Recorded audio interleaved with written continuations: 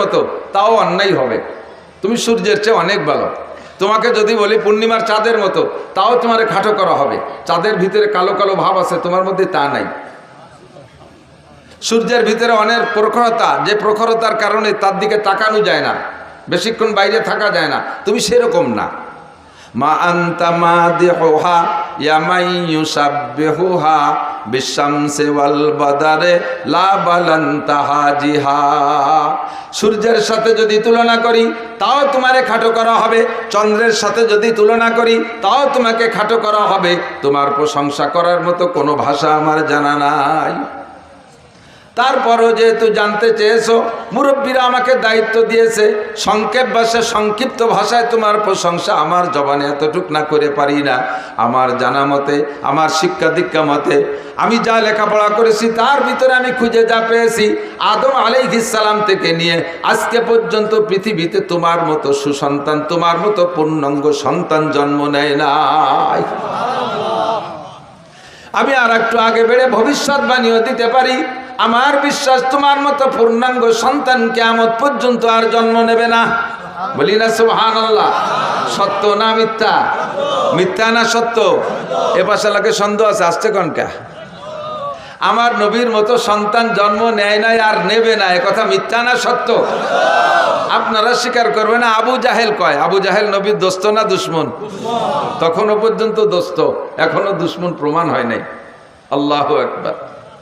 তো হুজুর আলাইহিস সালামের মতো সন্তান জগতে আর আসে নাই।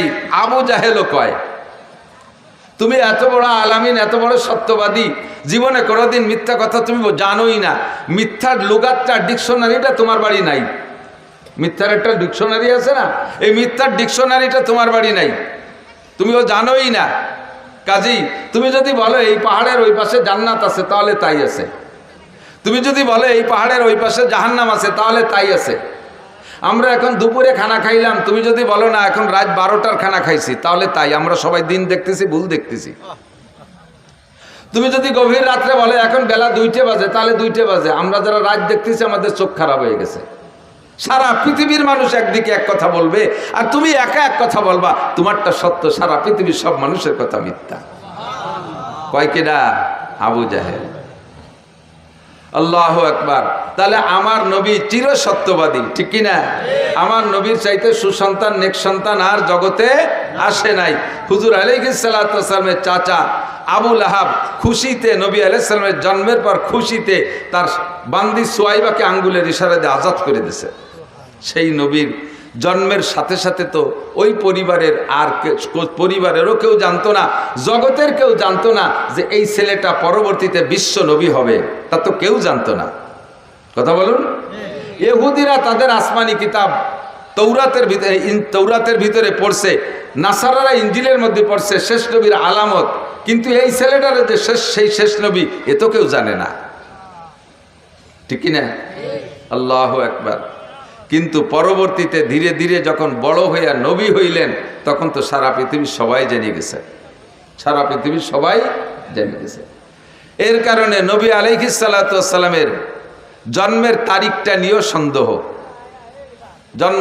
সে সময় তো আর জন্ম নিবন্ধন হতো না, আইডি কার্ড হতো না। হুজুর আলাইহিস সালাতু ওয়াস সালাম এত বড় নবী হবে পরিবারের সদস্য কেউ জানতেন না। আর বাপ হিসাব রাখবে, বাপ মারা গেছে, উনি মায়ের গর্ভে থাকতে। এর জন্য জন্ম তারিখ নিয়ে অনেক সন্দেহ আছে, আকপাস আছে, ইখতিলাফ, মতানৈক্য আছে। বেশিরভাগ ঐতিহাসিকদের মতামত 8ই রবিউল আউয়াল নবী আলাইহিস সালামের জন্ম। তবে নবী পাকের ইন্তেকাল 12ই রবিউল আউয়াল, এর মধ্যে কোনো সন্দেহ নাই। এটা সেই সময় 16 লক্ষ সাহাবা উপস্থিত, লক্ষ লক্ষ মানুষ শিক্ষিত সে সময় হুজুরের উপস্থিত, হুজুরের ইন্তেকালের সময়। আল্লাহু আকবার। এজন্য নবীর জন্মে যে কয়জন খুশি ছিল, নবীর ইন্তেকালে তার চাইতে হাজার হাজার গুণ বেশি মানুষ দুঃখিত। আর এখন 200 কোটি মুসলমান আমরা দুনিয়ায় আছি, আমার নবীর ইন্তেকালের খবরে আমরা সকলেই দুঃখিত। এই মাসটা নবীর জন্ম, এই মাসে নবী পাক সাল্লাল্লাহু আলাইহি সাল্লামের মৃত্যু এবং ইন্তেকাল। শোক ও আনন্দ বিজড়িত মাসের শেষ দিকে এসে আল্লাহ পাক আমাদেরকে কিছু আলোচনা করা শোনার তৌফিক দান করেছেন, এর জন্য শুকর আদায় করি আলহামদুলিল্লাহ। আমরা লম্বা চওড়া করে সময় পাই না আলোচনা করতে। হুজুরের জন্ম বৃত্তান্ত আলোচনার নাম হলো মিলাদুন নবী। বলেন জন্ম বৃত্তান্ত আলোচনার নাম কি? মিলাদুন নবী। তো আমরা মিলাদ পড়ি, শর্টে মিলাদ পড়ি, শর্টে মিলাদ পড়ি। একখান নতুন ঘর দিলি হুজুরকে ডেকে নিয়ে এসে মিলাদ পড়াইতে, দোকান দিলি হুজুরকে ডেকে নিয়ে এসে মিলাদ পড়াইতে, একটা গাড়ি কিনলে হুজুরকে দিয়ে দোয়া করাই, মিলাদ দেয়াই। এরপরে নতুন ফসল আসলে বাড়ি হুজুরকে দিয়ে মিলাদ দেয়, ইত্যাদি ইত্যাদি শুভ লগ্নে আমরা মিলাদ দেয়, মিলাদ দেই না? কিন্তু মিলাদ মানে হুজুরের জন্ম বৃত্তান্ত কিসসা। এই যতটুক টাইমের ভিতরে হুজুররা মিলাদ পড়িয়ে দেয়, ওতে কি হুজুরের গোটা জীবনী আলোচনা করা সম্ভব? আদৌ সম্ভব না। এটা হলো শর্ট মিলাদ। এটা কি মিলাদ? শর্ট মিলাদ। এটা শর্ট মিলাদ। যেমন সূরা ইউসুফ, ইউসুফ নামে একটা সূরা আছে না কোরআন শরীফের ভিতরে? সূরা ইউসুফ মোটামুটি লম্বা একটা সূরা, যার ভিতরে ইউসুফ আলাইহিস সালামের বিস্তার কাহিনী আছে। এই যুবকরা, ছাত্ররা সবাই লক্ষ্য করবে। ইউসুফ আলাইহিস সালামের লম্বা কিসসা, পূর্ণাঙ্গ একটা কিসসা আল্লাহ তাআলা এক জায়গা এক ইউসুফ আলাইহিস সালামের কিসসা ছাড়া আর কোনো কিসসা একভাবে বর্ণনা করেন নাই। যার কারণে কিসসাটা বয়ান করে আল্লাহও খুব পছন্দ করছেন কিসসাটা। শুরুতেই বলছে আহসানাল কসাস, আমি তোমাদের সামনে উত্তম অনেক সুন্দর একটা কিসসা বর্ণনা করতে চাইতেছি। আহসানাল কসাস, যত কিসসা আছে দুনিয়ায় এই সমস্ত কিসসার ভিতরে কিসসাটা অনেক সুন্দর আল্লাহ বলে আলোচনা করলেন। লম্বা কিসসা, এ যদি আমি বলি 4-5 দিন লাগবে আপনাদের শুনতে, এবং আয়াত ধরে ধরে কোরআন শরীফ দেখে দেখে তর্জমা করে। আরে আল্লাহ, কোরআন শরীফ দুটি এরপর পাও লাগতেছে যে কোরআন শরীফ দুটি নিয়ে যান। কিন্তু কোরআন এই সূরা ইউসুফের লম্বা সূরা ইউসুফের আলোচনার সার সংক্ষেপ একটা তাফসীর আছে, একেবারে দুই কথার ভিতরে ইউসুফ আলাইহিস সালামের তাফসীর। ফার্সিতে কয় পীরে মর্দ, পেশারে বুদ, গমসুদ, বাজিয়াব। উলামায়ে কিরাম যারা তারা টের পাইছে। পীরে মর্দ, পেশারে বুদ, গমসুদ, বাজিয়াব, সূরা ইউসুফের কিসসা শেষ। কি কইল ফার্সিতে? কয় মিশরে এক বুড়ো ছিল, তার একটা ছেলে ছিল, কিছুদিন আড়াই গেল, পরে আবার ফিরে পালো। বোঝেন নাই কথা? পুরো সূরা ইউসুফের সারাংশ এই 4 কথা। মিশরে এক বুড়ো ছিল, তার একটা ছেলে ছিল, মাঝে কিছুদিন হারাই গেল, শেষমেশ আবার ফিরে পাইল। এই না সূরা ইউসুফ? এলো শর্ট মিলাদ। আমরা দোকানপাটে বৈশা ওয়ালাম্মা তাম্মা হামলুহু ইত্যাদি কই একটা শর্ট মিলাদ পড়ি। মৌলিকভাবে নবী আলাইহিস সালাতু ওয়াস সালামের মিলাদ যদি পড়তে হয় তাহলে মাসের পর মাস লাগবে। আমার মনে হয় কমপক্ষে 30 বছর লাগবে। যদি আপনাদের মতো শ্রোতা বসে থাকেন আর আমার চাইতে ভালো কোনো মুফাসসির বসে, তাহলে 30 বছর লাগবে নবী আলাইহিস সালামের মিলাদ আর সিরাত আর আখলাক পড়তে। কারণ সিদ্দিক আয়েশা রাদিয়াল্লাহু তাআলা আনহাকে হযরত ওমর ইবনে খাত্তাব রাদিয়াল্লাহু তাআলা আনহু একবার জিজ্ঞাসা করেছেন, ইয়া উম্মুল মুমিনিন কাইফা কানা খুলুকু রাসূলিল্লাহি সাল্লাল্লাহু আলাইহি ওয়াসাল্লাম। ওমা আয়েশা, তুমি বলতে পারো নবী আলাইহিস সালামের আখলাক, চরিত্র, সিরাত, স্বভাব, জন্ম ইত্যাদি সব মিলাইয়া নবী আলাইহিস সালামের স্বভাব চরিত্র কেমন ছিল? আয়েশার কাছে ওমর জিজ্ঞেস করে। বলেন কার কাছে? কে? আয়েশার কাছে ওমর জিজ্ঞেস করে। ওমর কে আর আয়েশা কে? ওমর ইসলাম গ্রহণ করেছে আয়েশা রাদিয়াল্লাহু তাআলা আনহার জন্মের 5 বছর আগে। আয়েশার জন্মের 5 বছর আগে ওমর মুসলমান। আয়েশার বয়স টোটাল যখন 18, তখন নবী ইন্তেকাল করেছেন, আর নবী নবুয়তি পার 23 বছর পরে ইন্তেকাল করেছেন। তাহলে আয়েশার বয়স জন্মের আগে 5 বছর আগে হযরত ওমর মুসলমান। এবং হযরত ওমর কি 3rd ক্লাস বা 200-500 নম্বরের সিরিয়ালের মুসলমান, নাকি রোল নাম্বার 1-2 এর মধ্যে আছে? 1-2 এর মধ্যে না, 1 নম্বর আবু বকর, 2 নম্বরে ওমর। এবং ওমর সম্পর্কে হুজুর বলেন, লাউ কানা বাদি নবিয়ান লাকানা ওমর। আমার ওমরকে আল্লাহ পাক কেমন যোগ্যতা দিয়েছে, আমার পরে যদি আল্লাহ পাক দুনিয়ায় কেউকে নবী বানানোর ইচ্ছা করতেন লাকানা ওমর, তাহলে আমার ওমরকে আল্লাহ নবী বানাইতেন। এত যোগ্য মানুষ, পৃথিবীর প্রেসিডেন্ট, শরিয়াত, মারেফাত, হাকিকাত, তরিকাত কোনো কিছু ওমরের জানতে বাকি ছিল না। সেই ওমর আয়েশার কাছে জিজ্ঞেস করে, ইয়া উম্মুল মুমিনিন কাইফা কানা খুলুকু রাসূলিল্লাহি সাল্লাল্লাহু আলাইহি ওয়াসাল্লাম। ওগো মা আয়েশা, বলো তো নবী পাকের স্বভাব আর চরিত্র কেমন ছিল? সিদ্দিকা আয়েশা বলেন, হে খলিফাতুল মুসলিমিন, আপনি ইসলাম গ্রহণ করেছেন আমার জন্মের 5 বছর আগে। আমি 9 বছর বয়সে নবী পাকের ঘরে এসেছি মদিনায় আসার পরে। এই 9 বছরে নবী পাকের যা আমি জানছি তার চাইতে 1000 গুণ বেশি আপনি জানেন। নবীর সিরাত আর আখলাক সম্পর্কে আমার কাছে আপনার জিজ্ঞাসা করা এটা কেমন হবে? হযরত ওমর বলেন, আয়েশা রে, মানুষের স্বভাব দ্বিমুখী হয়। প্রায়টা মানুষের, অধিকাংশ মানুষের স্বভাব দ্বিমুখী হয়, 2 রকম হয়ে থাকে। এক শ্রেণীর মানুষ আছে বাড়ির ভিতরে যখন ঢোকে পুরুষ, কিছু পুরুষ আছে বাড়ি যখন যায় তখন একেবারে রয়্যাল বেঙ্গল টাইগার, বৌতি টাকাতে সাহস পায় না, ছেলে মেয়ে ভয়তে সব সিটে ভিটে এদিক ওদিক চলে যায়, বাঘের মতো ঢোকে, আছে না? আবার বাইরে যখন যায় চার দোকানে যায় তো পোলা বলে থাপড়ায়, সে সময় জব দিতে পারে না। এরকম বাহাদুর আছে না? কিছু কিছু লোক আছে বাহিরে যখন যায় বাইরের মানুষে তার দিকে তাকাইতে সাহস পায় না, বাঘের মতো চলাফেরা করে এত গাম্ভীর্য নিয়ে। আবার বাড়ি গেলে বৌতি থাপড়ায়, সে সময় ভিডিও কথা করতে পারে না, আছে না? নাই কিছু লোক আছে বাইরে চার দোকানে যখন বসে, কে কি খাবা খাও, কে কি খাবা খাও, মিষ্টির দোকানে যে একের পর এক ডাকি ডেকে 3,000 5,000 10,000 টাকা মিষ্টির দোকানে উড়ে ফেলে, অথচ বাড়ি আব্বা ওষুধের টাকা চালি, সে সময় তোমার আর ছাল পান নাই, মাছ কিনতে গেলে টাকা থাকে না, বাড়ির বাজার ঘাটে টাকা থাকে না, এইরকম দ্বিমুখী স্বভাব থাকে।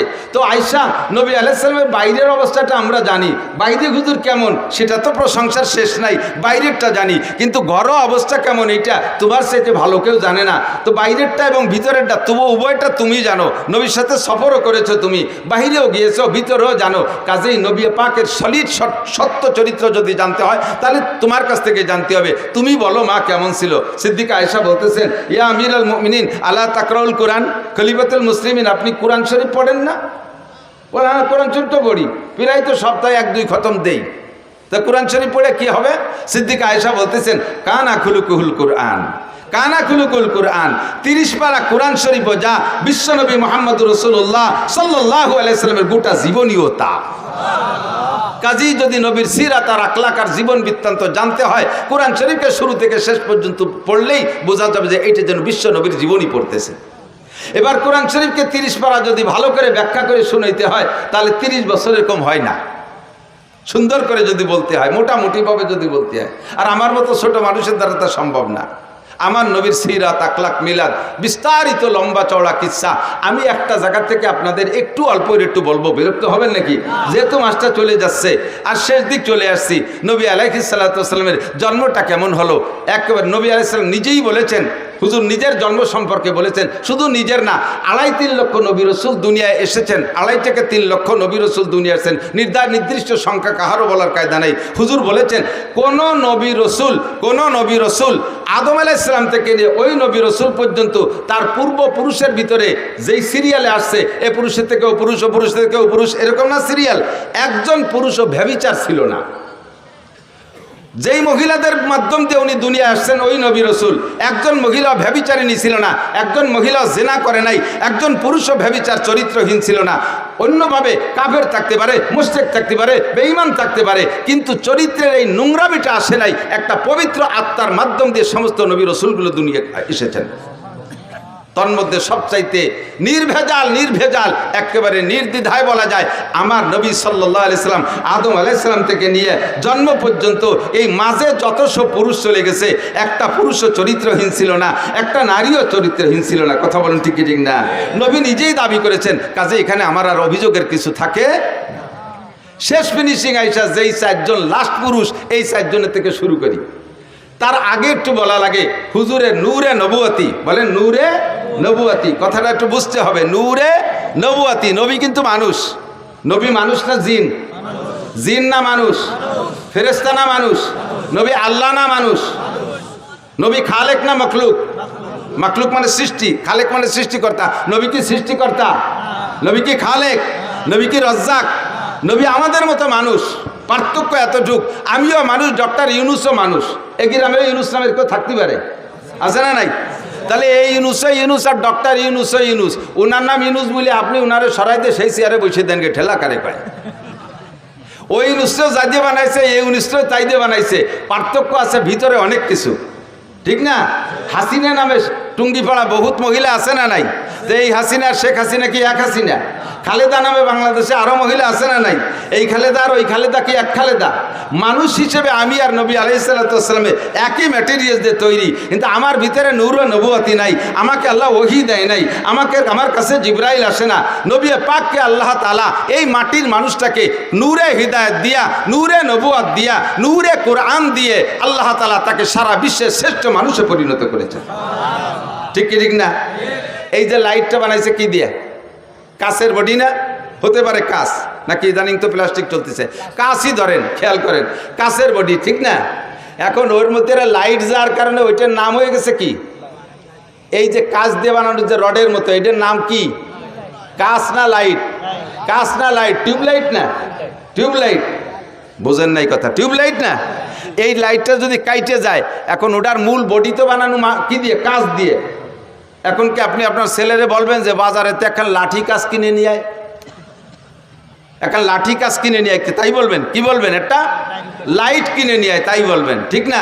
মূলত লাইট হলো আলো, ভিতরের টুক আলো, বডিটা কিসের? কাছের না? আমার নবীকে আল্লাহ তাআলা মাটি দিয়ে বানাইয়া গোটা আদম জাতিকে দামি বানাই ফেলাইছে। নবী পাক মাটির মানুষ, ভিতরে নূরের লাইট, হিদায়াতের নূর, নবুয়াতের নূর, কোরআনের নূর ঢুকাই দিয়া তাকে নূরের নবী বানাই দিয়েছে। কন্যা সুবহানাল্লাহ, ঠিক কিনা? এই নূরের আগমন শুরু হয়েছে কোন জায়গার থেকে? শেষ জামানায় হযরত ইব্রাহিম আলাইহিস সালামের ছেলে ইসমাইল থেকে শুরু হয়েছে। ইসমাইল আলাইহিস সালামের ভিতরে আল্লাহ তাআলা আমাদের নবীর আগমন উপলক্ষে এই নূরে নবুয়াতিটা ফোকাস দিয়ে দিয়েছে। ইব্রাহিম আলাইহিস সালামের দুই ছেলে ইসহাক আর ইসমাইল।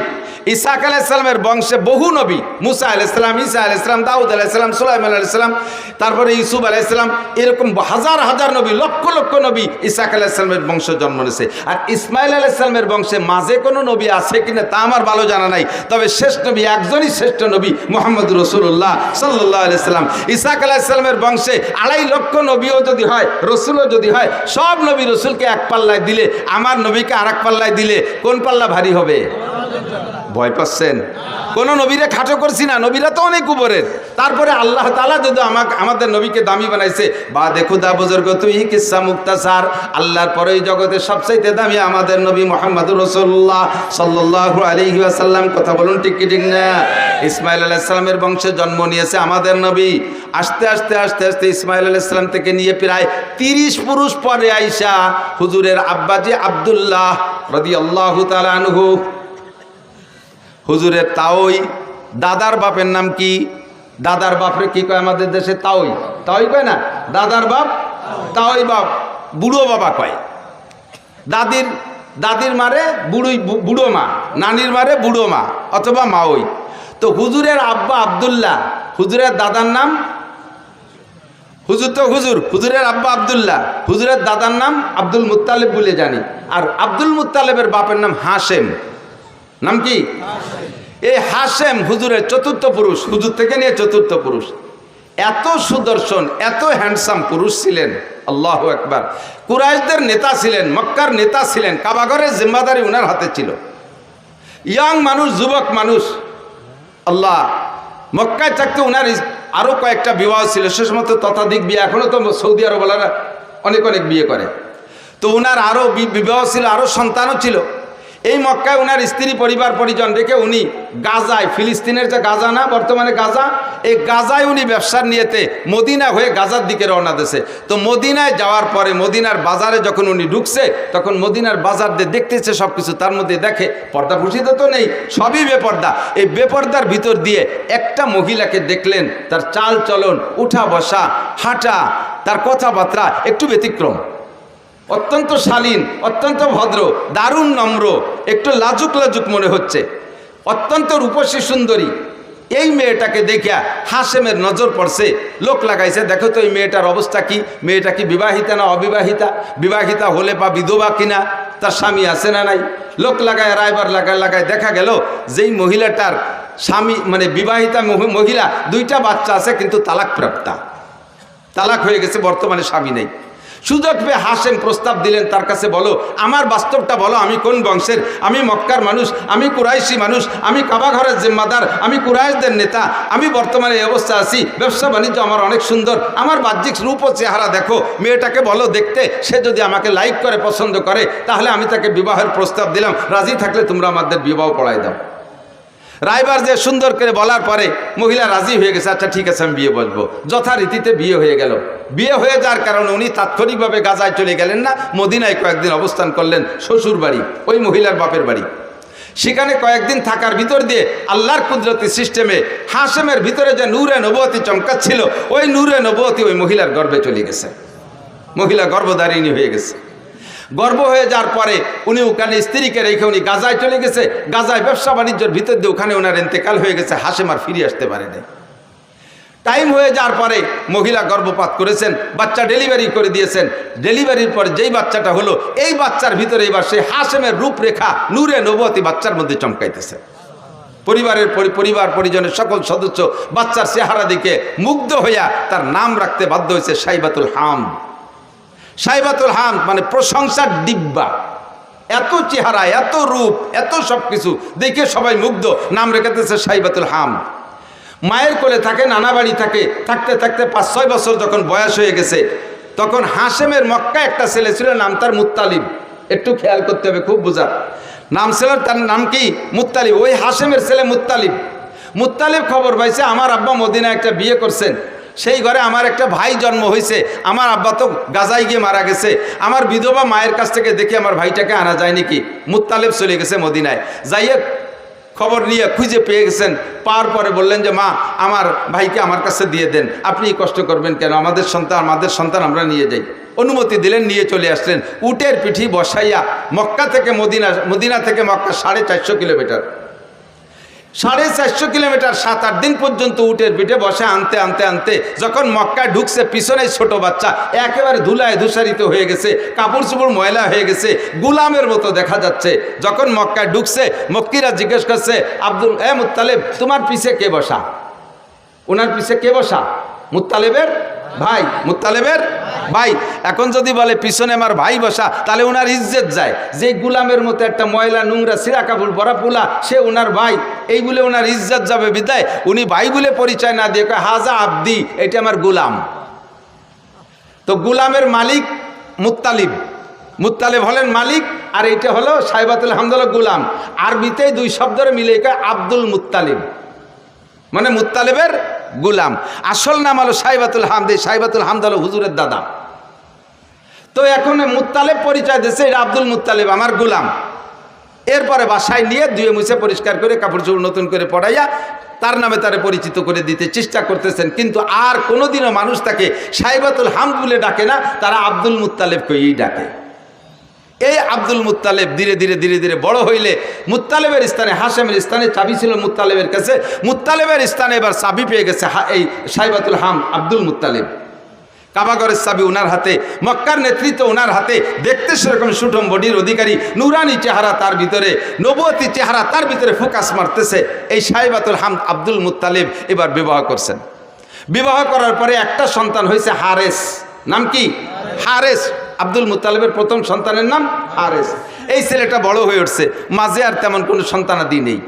তো এই একটা হারেসকে নিয়ে আব্দুল মুত্তালিব কিতাবাদি পড়ে সন্ধান পাইছে যে কাবাগরের পাশে হযরত ইসমাইল আলাইহিস সালামের পায়ের ধাক্কায় জমজম কূপ হয়েছিল। কালের আবর্তে এই জমজম কূপ বন্ধ হয়ে গেছে। দেখি জমজম কূপ কোথায়, সব কিছু ম্যাপ মানচিত্র মাপিয়ে জমজম কূপের স্থানটা নির্ণয় করে হারেসকে নিয়ে 2 বাপ বেটা গেছে সেই জমজম কূপ খনন করতে। তার উপরে অনেক পাথর চাপা পড়ে আছে। 2 বাপ বেটা পাথর সরাইয়া জমজম কূপকে আবিষ্কার করবে, বের করবে, এটা খুব কঠিন ব্যাপার। 2 দিন 3 দিন পর্যন্ত খোঁজার পরে জমজম কূপ বের করতে পারে নাই। একটা সন্তান, তো আমাদের দেশে সুখী সন্তান, এক সন্তানের আব্বা বহুত আছেন না? ছেলে হোক মেয়ে হোক, কয়টা? একটা অথবা 1.5টা অথবা 2টা। 1.5টা মানে ঠ্যাং একখান নাই, হাত একখান নাই, আজ কোন পঙ্গু হয়েছে, আর একটা পুরো। সুখী সংসার এবার আমরা অত্যন্ত খুশি। একটা ছেলে একটা মেয়ে, জায়গা জমি বহুত কিছু আছে, ব্যবসা বাণিজ্য আছে, বড় আনন্দিত। তবে এক সন্তানের বাপ হওয়া অতটা সুখের বিষয় না। সময় সময় এক সন্তানের বাপ মহা বিপদেও পড়ে যায়। কথা কন না কেন? যেই বিপদে পড়ে আব্দুল মুত্তালিব আল্লাহর কাছে মান্নত মানছে। আমাদের দেশের বিপদ কি? আপনার পাশের বাড়িওয়ালা যদি থাকে, পাশের বাড়ি আপনার এক স্বাস্থ্য বাড়ি যদি 7টা ছেলে হয়, 7 ছেলের বাপ, তাহলে যেই বাপের 7টা ছেলে একবারে ঝাঁকা মেরে তাগড়া জুয়ন হয়ে ওঠে, 80 বছরে বাপেরও ফিরে যৌবন ফিরে আসে ছেলেদের শক্তির সাথে সাথে। এরা 8 বাপ বেটা লাইঠেল। আর আপনারা সুখী সংসার 2 বাপ বেটা, সুখী সংসার 2 বাপ বেটা, আর ছেলে মেয়ে নেন নাই। আর উনটা 8 বাপ বেটা, আটখানিক জায়গা নিয়ে পাশের বাড়ি এলাকার সাথে যদি গন্ডগোল লেগে যায়, 2 বাপ বেটা 8 বাপ বেটার সাথে যদি লাগে যায়, এই সুখী সংসার ওই 8 বাপ বেটার সাথে অসুখী সংসারের সাথে যদি পিটি লাগে, মায়ের কারা খাবে? সুখী সংসার মায়ের খেয়ে শুয়ে যাবে না? কথা কয় না?